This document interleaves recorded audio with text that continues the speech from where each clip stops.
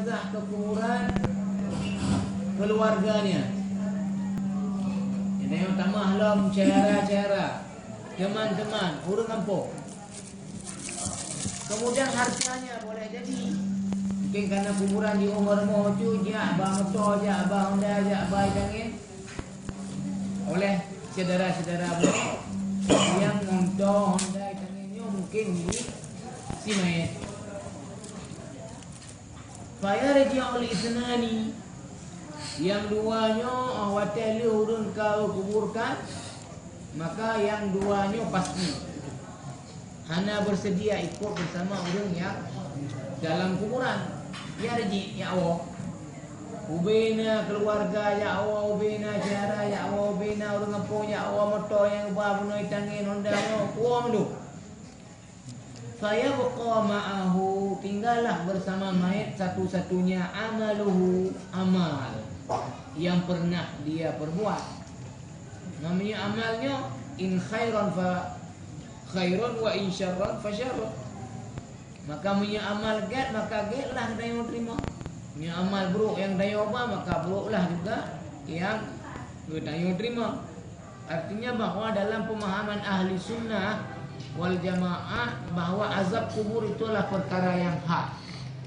Maka orang-orang yang dengan amal yang jahat di dunia maka mulai ke azab sejak dalam kuburan sampai hari kebangkitan, bahkan sampai ura akhirat itu dalam keadaan azab.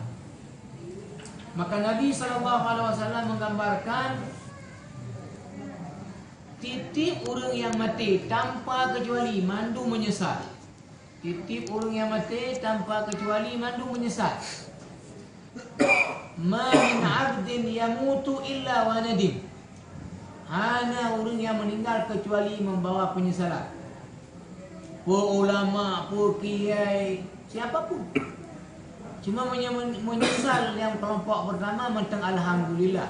Yang pertama berkata Rasulullah, in kana muhsinan nadima alla yakuna izdiyad.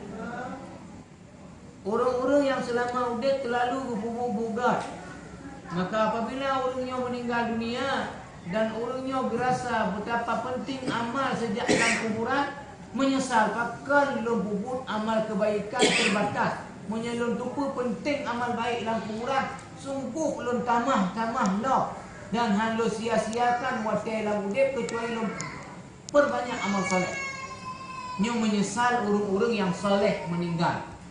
Menyesal karena betapa pentingnya amal saleh, alat dia berlebih lelah beberapa amal saleh. Ini hanya masalah di kelompok. Yang kedua, in kana musian, ini memang buat jahat, yang gebah amal jahat, nadima alla yakuna nuzi', maka menyesal urangnya pakar lupa mati oleh Allah Subhanahu wa taala hanya sempat beramal saleh. Hanya sempat taubat, hanya sempat beribadat. Nauzubillah, tanyonyo untuk masuk ke dalam golongan yang keduanya. Maka oleh sebab itu, jamaah rahimakumullah, Nabi SAW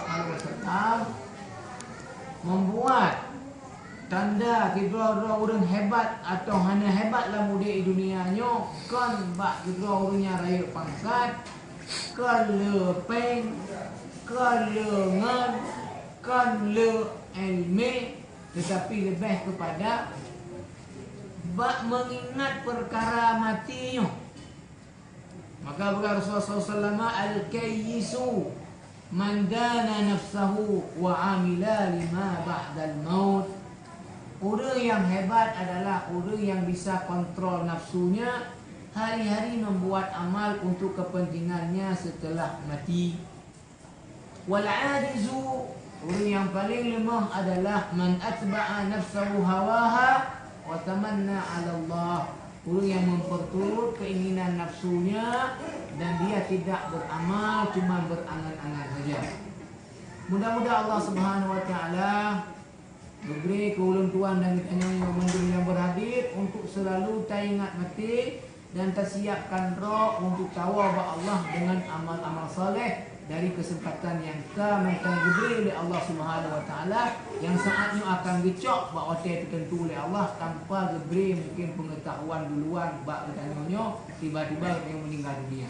Maka hanya pilihan lain bagi kita yang mentauhidnya kecuali kita selalu siap dengan siaga satu bila malaikat maut datang menjemput kita untuk kembali kepada Allah. Mudah-mudahan yang manfaat bagi hidup pribadi dan bagi kita yang berhadir. Subhanakallah wa bihamdika asyhadu an la ilaha illa anta astaghfiruka wa atubu ilaik. Wassalamualaikum warahmatullahi wabarakatuh.